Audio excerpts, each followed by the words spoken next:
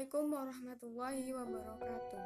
Perkenalkan, nama saya Nisma Safitri, NIM T2019-1175. Di sini saya akan menerangkan tentang fikih ibadah. Pengertian ilmu fikih sendiri menurut etimologi adalah ilmu yang menerangkan tentang hukum-hukum syar'i dengan perbuatan para mukallaf yang dikeluarkan dari dalil-dalil yang terperinci. Pengertian ibadah menurut etimologi itu dibagi menjadi tiga. Yang pertama taat, yang kedua tunduk, yang ketiga hina dan pengabdian. Jadi, fikih ibadah adalah ilmu yang menerangkan tentang dasar-dasar hukum-hukum syar'i, khususnya dalam ibadah seperti taharah, sholat, zakat, saum, haji, kurban, dan akikah. Ibadah dibagi menjadi dua, ibadah muqdhah dan ghairu muqdhah. Ibadah muqdhah ini adalah ibadah yang perintahnya sudah jelas secara zahir, tidak memerlukan tambahan dan pengurangan, seperti contohnya wudhu, tayamum, dan zikir. Nah, ibadah yang ghairu muqdhah ini adalah ibadah yang secara pelaksanaannya dapat dikembangkan oleh manusia. Artinya, bentuknya dapat beragam menurut kondisi, akan tetapi terjaga ibadahnya. Contohnya, mencari nafkah untuk keluarga. Yang kedua, jual beli yang tidak merugikan satu sama lain. Yang ketiga, utang piutang yang tidak menghasilkan riba. Jadi, fungsi ibadah itu adalah satu, mewujudkan hubungan antara hambanya dan Tuhannya. Yang kedua, mendidik mental dan menjadikan manusia ingat akan kewajibannya. Yang ketiga, melatih diri untuk disiplin. Selanjutnya, saya akan menjelaskan tentang toharoh. Pengertian toharoh berasal dari kata at-toharu yang menurut bahasa Arab, yang artinya kebersihan atau kesucian, dan menurut istilah toharoh sendiri adalah mensucikan badan, pakaian, dan tempat-tempat dari hadas-hadas dan najis. Toharoh dibagi menjadi dua. Yang pertama, toharoh dari hadas, yaitu membersihkan diri dari hadas kecil dengan cara berwudu. Yang kedua, hadas besar dengan cara mandi. Yang kedua, toharoh dari bungkus atau najis, yaitu membersihkan diri, pakaian, dan tempat ibadah dari najis menggunakan air. Alat-alat untuk bersuci itu adalah satu, air. Air ini dapat digunakan untuk bersuci dari najis, dan dalilnya adalah al-ma'u la yunajisu syai'un ila ma'un limba ala ta'mihi awlamihi awrihi. Air itu tidak najis, tetapi jika warna, bau, dan bentuknya itu berubah, maka air itu dinamakan najis. Jika semua itu tidak berubah, maka air itu dikatakan suci. Pembagian air: yang pertama, air mutlak. Yang kedua, air mutanajis. Yang ketiga, air mustakmal. Yang keempat, air musyammas. Macam-macam air yang boleh digunakan atau yang sah untuk bersuci adalah air hujan, air sungai, air salju, air sumur, air. Menurut timbang berat dan ringannya najis dibagi menjadi tiga: najis mughaladah, najis mukhaffafah, najis mutawassithah. Nah, yang pertama, najis mughaladah. Najis mughaladah ini tergolong najis yang berat. Najis ini dikatakan najis berat karena mensucikannya tidak semudah najis-najis lain. Yang kedua, contohnya dari najis mughalladhah itu terkena air, liur, anjing atau babi. Yang kedua, najis mukhaffafah. Najis mukhaffafah ini tergolong najis yang ringan. Contohnya, terkena air kencing bayi yang belum makan apapun, hanya meminum air susu ibunya dan belum berumur 2 tahun. Yang ketiga, najis mutawasithah.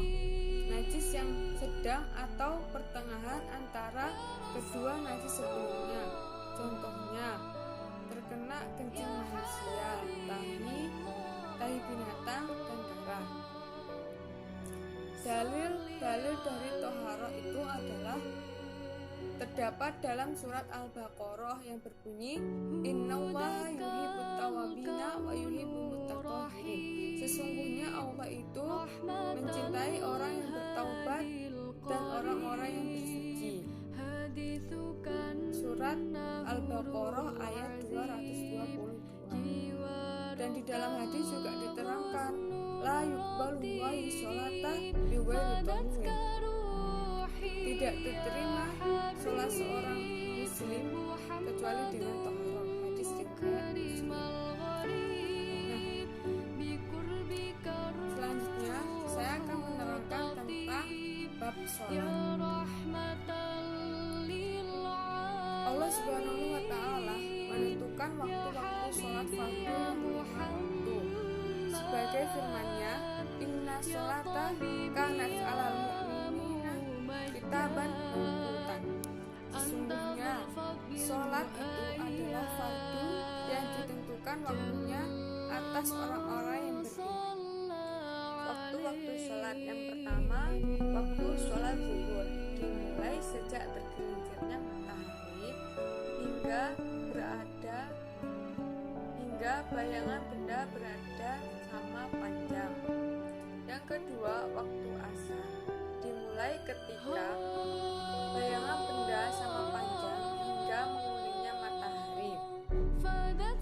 Ufuk barat, tidak dibolehkan mengakhiri sholat asar saat menguningnya matahari. Yang ketiga, waktu sholat maghrib, dimulai saat terbenamnya matahari hingga awan muka merah di ufuk barat hilang. Dianjurkan untuk menyegerakan sholat maghrib, dimakruhkan untuk mengakhirkannya.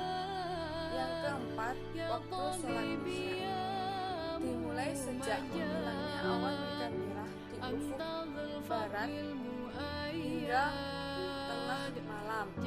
Yang dimaksud waktu tengah malam ini adalah pada jarak sholat maghrib ke sholat subuh. Yang kelima, waktu sholat subuh, ketika terbit fajar shidik hingga terbitnya matahari.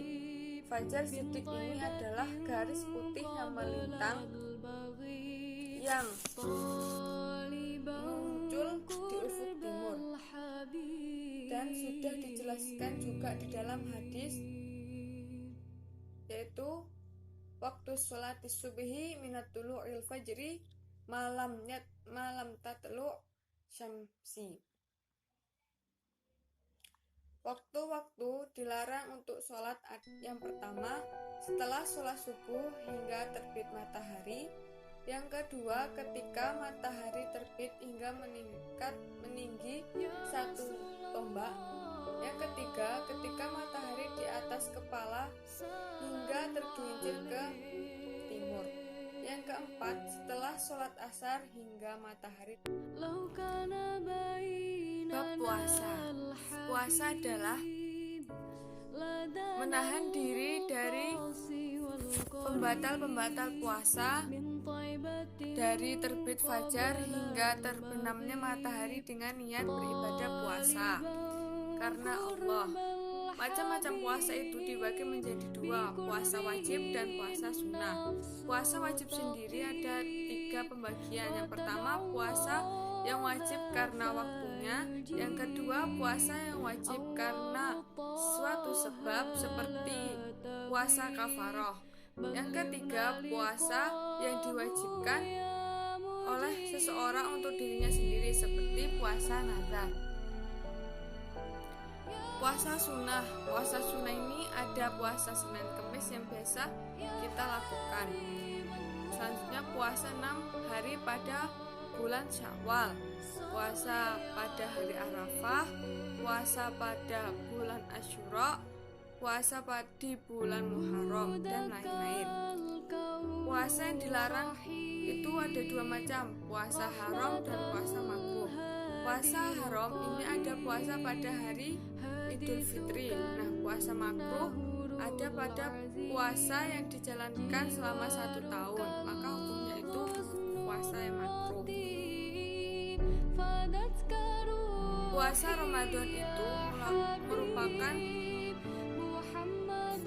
merupakan rukun Islam, jadi kita wajib menjalankannya. Ada beberapa orang yang tidak dibolehkan untuk puasa. Yang pertama orang sakit, yang kedua orang yang berpergian, yang ketiga orang yang sudah tua dan tidak mampu untuk berpuasa, yang keempat ibu hamil, yang kelima wanita yang menyusui tapi harus membayar fidyah. Ada wajib berpuasa. Yang pertama makan sahur dan mengakhirkannya, yang kedua menahan diri dari hawa nafsu dan bersikap keji, yang ketiga bersikap dermawan, yang keempat membaca Al-Quran atau disebut dengan tadarus, yang kelima menyegerakan berbuka, yang keenam berdoa ketika berbuka puasa, yang ketujuh saling berbagi makanan terhadap orang yang tidak mampu. Hal-hal yang tidak boleh dilakukan saat berpuasa. Yang pertama, makan minum dengan disengaja. Yang kedua, muntah yang disengaja. Yang ketiga, haid dan nifas bagi wanita. Dan yang keempat, sengaja mengeluarkan mani. Yang kelima, niat kuat untuk berbuka puasa. Yang terakhir adalah murtad. Selanjutnya ada hal-hal yang dibolehkan saat bulan puasa. Yang pertama, simak pada malam hari. Yang kedua, dalam keadaan junub pada pagi hari. Yang ketiga, suami mencium dan mencupu pada malam hari. 4, mandi dan menuangkan air untuk mendinginkan badan. 5, makan minum karena lupa. 6, muntah dengan tidak disengaja. 7, mencicipi makanan dan mengunyahkan untuk anak kecil tanpa menelannya. Dan selanjutnya, berbekam atau donor darah itu tidak membatalkan puasa.